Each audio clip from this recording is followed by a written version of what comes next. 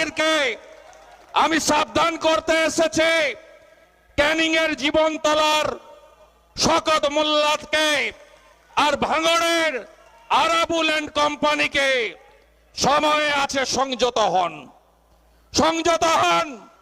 আপনাদের থেকেও বড় গুন্ডা ছিলেন অনুব্রত মণ্ডল। ভোট এলেই বলতেন গুড় বাতাসা খাওয়াবো।